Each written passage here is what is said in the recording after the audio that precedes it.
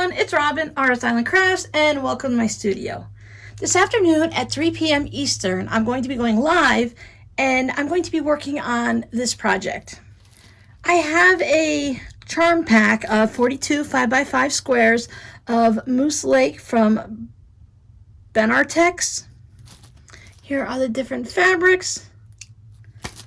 I didn't have an immediate plan for that fabric, so I thought in a moose winter woodsy theme, maybe I'll go ahead and make some triangles or trees or just something to use up the charm squares, make one project out of it, and have a little bit of fun. So I've tried out 2 different ways of making these. I put what I would consider a light and a dark based on the fabrics that I'm using. I put the 2 of them together. I'll show you how I cut them in just a moment, but I made these just very similar to the way I did the trees in a previous tutorial. But I thought it'd be fun just to have triangles versus trees. This one turned out a little wonky on the bottom, and this one turned out okay. I cut 1 inch off of the bottom before I started making my triangle cuts. The first ones I tried were these. I wanted to see how it would look if I did not cut off the bottom. Now, since these fabrics are the same, it's a little hard to see. Once I go ahead and cut up some more and sew them, I'll show you how they might look if you stitch them together. But for now, if I were to put these 2 together with nothing there, it does kind of blend in. But if we had, once we make another triangle tree, whatever, it doesn't have a trunk, so I'm just going to go with scrappy triangles. So you could see if you have them all in a row that you would just have the triangles that line up like that. And I thought that'd just be a easy way to use up some scraps, some leftover charm squares. Maybe you have 5 charms from this pack and 6 charms from that pack, or you cut your scraps into 5-inch charms just in random colorways and stuff like that. It would be a fun way to make a novelty pillow, tote bag, or table runner. You make a quilt for the kids, and it can be like an I Spy quilt, but not in squares. Sometimes it's fun to try something a little different and not just do the same old, same old. I love I Spy quilts, and I love novelty quilts. I like different fabrics and the colors, but sometimes I just get tired of sewing squares together. You can do the disappearing 9 patch and things like that, but I thought it'd be fun to just go ahead and make some with triangles. I've always wanted to make a triangle quilt, and until I figure out exactly what I want, and there's a ruler that you can buy to make it a lot easier, I thought I would just go ahead and make something with this. Especially as we're in fall, we're coming into winter. I thought more of the browns and the deep greens and stuff, the olives, that might be nice for a cabin or something like that to make a pillow cover probably.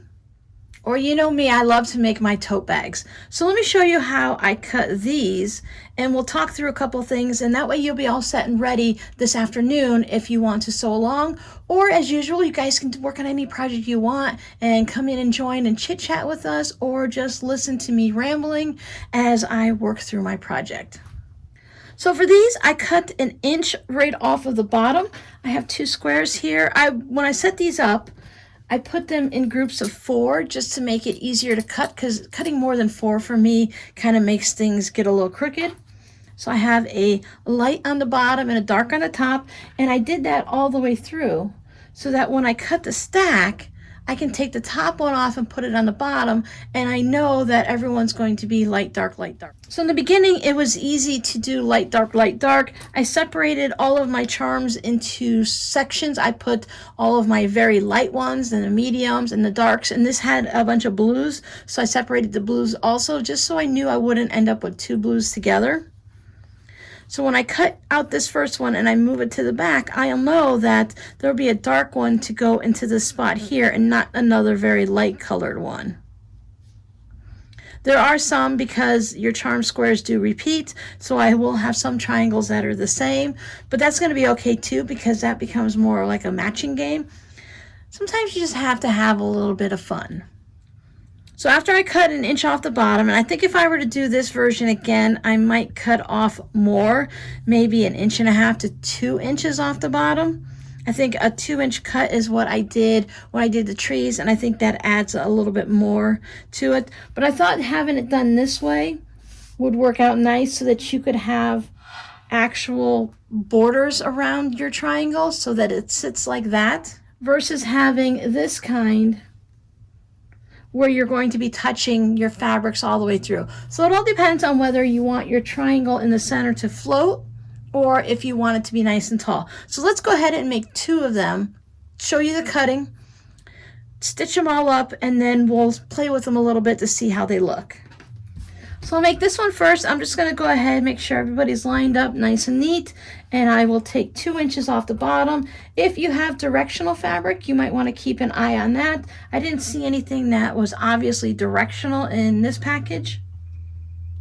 Of course, taking 2 inches off the bottom is going to make my triangle smaller, so it's really important to have a good contrast to make sure that they pop out, because when you're having a smaller triangle, you're not having as much fabric to show, so you want to make sure you have a good contrast to it. So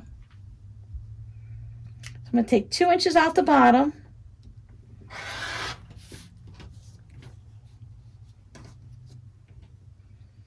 And I lined mine up on my mat so that I can see I wanted to go in 1 inch here and go to the halfway point, which would be 2.5 inches.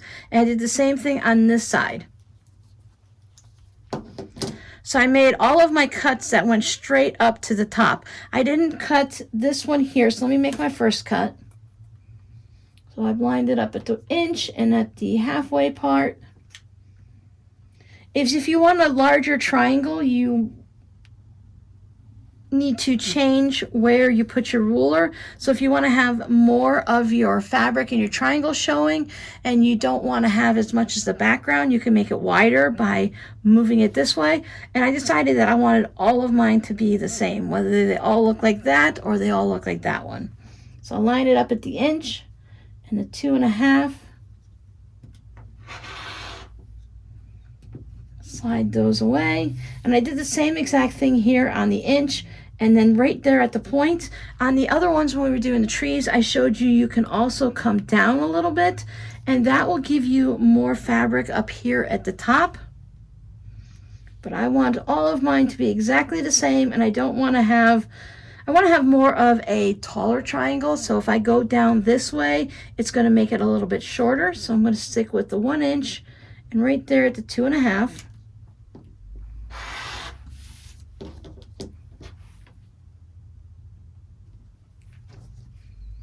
So there are the pieces to my block. So I pick up my triangles and I'm just going to take however many. I only have 2 here. So I'll just take the top one and I'll move it to the bottom of my pile.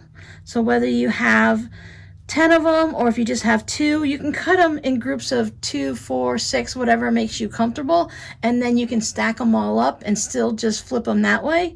Or you can just do them in small groups of 4 like I'm doing. So when I go to sew this back together, I have to go in the reverse process. So this was my last line cut. So I'm going to sew this piece, then I'm going to sew that piece, and then I'll sew that on the bottom. And then I'll be able to see if I like it better with more of the fabric on the bottom versus just that thin little border. So I take my triangle, my left hand piece, and I move them over. Now for me, they always seem to line up nicely here. So I got my points that go right to the end, and I'll do a 1/4 inch seam allowance right down along there. When I took this one over the press, I found that it was easier to go ahead and hit it with a steam and set my stitches, and then just go ahead and press it so that the tree flops over so that you have your seam beneath the tree. So then I take my right piece and I put it on there.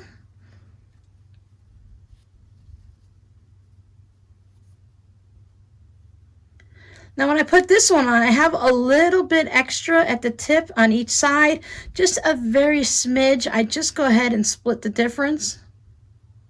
So whatever you decide to do, if you decide to line them all up at the top or all at the bottom, do that on each one so that they're all the same. Such a small little bit. And I'll just take it and I'll stitch it. I'm not back stitching at the beginning or the end because again, like a quilt, we're going to sew all these together so those lines will be stitched over. This one was laying this way, and I just went ahead and I pressed it. So this time my seam is going to my background. You can do it all in the same direction, whether they're all going to the background or all going to the tree, you know, whatever way you want to press them. It just works out really well for me to press in one direction and then press the other. Still lays nice and flat. Now I have this little bit extra here, so I'm going to go trim that little extra off. I'm going to line it up at the bottom of my triangle. So all of these steps should look very familiar if you watched the one on how to make the trees. Now instead of cutting this in half and putting a trunk in, I'm just going to put it on here. Now this is going to be longer, of course, because our seam allowance has brought our triangles in. So you can balance it and line it up so that you have a little on each end, or if you want to bring it all the way up. I found that if I put it so it's in the center-ish, that if I need to do any trimming, I think that might have been part of my problem here because I was lining it up right along the edge. So let's see if doing it this way makes a difference, and then it'll be easy to trim on each side because I'm going to need to trim the block down the sides anyway. This time I just went ahead and I pressed it away from the block. I just like to press it in whatever direction it seems the least resistant, the easiest way to press it. So of course it needs to be trimmed up now, and it is going to trim up to be 4 inches, which is an inch smaller than I started. And I can come along this way, trim off any of that excess at the bottom and the sides. So maybe 1.5 inches might be a good way. It gets you a little bit in between. This one was 1 inch, this one was 2 inches. So I think 1.5 inches.